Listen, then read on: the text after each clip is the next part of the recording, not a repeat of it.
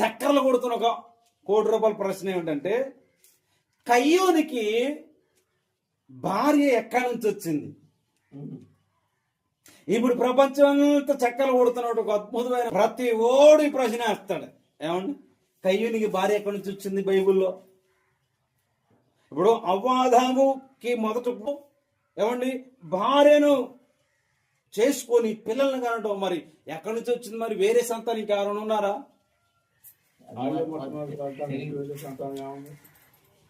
ఇప్పుడు కయ్యూనికి భార్య ఎక్కడి నుంచి వచ్చిందంటే అసలు మనకు దాని గురించి అనవసరం అండి.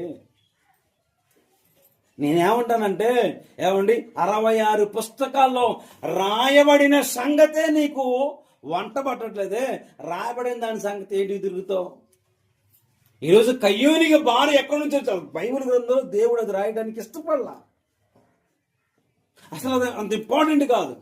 కానీ ఈరోజు ఇంపార్టెంట్ కాని దాని వైపు తిరుగుతున్నారు క్రైస్తవులు. దేవునికి స్తోత్రం. నీ బ్రతుకు బాగుపడటానికి ఏమండి 66 పుస్తకాలు అద్భుతమైన విషయాలు రాయబడుతుంది. దాని గురించి ఆలోచించు. ఇకపోతే కయ్యూనికి భార్య ఎక్కడి నుంచి వచ్చిందంటే ఆదాము సంతానంలో నుండి వచ్చింది. ఇదే సమాధానం. ఆదాము అవ్వలకి కూతుర్లు కూడా పుట్టారు. అప్పుడు వారు కుడి ఎడమలు తెలియనటువంటి ప్రజలు, నాగరికత లేని ప్రజలు, అనాగరికులు. ఈరోజు మనము ఏమండి కొద్దిగా నాగరికతలకు వచ్చిన తర్వాత ఏమండి ఈ వరుసలు అనేవి వచ్చేసాయి. దేవునికి స్తోత్రం. హల్లెలూయా. ఇప్పటికీ కొన్ని ప్రాంతాలలో ఒకే కుటుంబంలో పెళ్లిళ్ళు చేసుకునే వాళ్ళు ఉన్నారు. మన ఇండియాలో, మన భారతదేశంలోనే.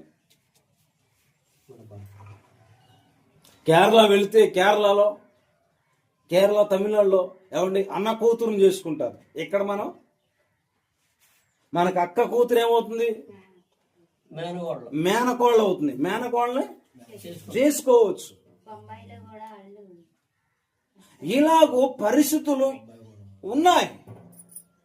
అరే ప్రారంభపు ఆదాము అవ్వలు వారికి ఇలాంటి ఏమి తెలియదు, కానీ వారి యొక్క విధానం లేకుంటే వారి సంతాన అభివృద్ధి కొరకు దేవుడు దాన్ని అంగీకరించాడు. దీన్ని పెద్ద తప్పని పట్టుకొని ఒక కుటుంబంలో అన్నా చెల్లెల్ని పెళ్లి చేసుకున్నారు. అలాగే కయ్యూను భార్య ఏమంటే అన్నా చెల్లెళ్ళు అవుతారు కదా. ఒక తండ్రికి పుట్టినప్పుడు ఏమవుతారు? అన్నా చెల్లెళ్ళు అవుతారు.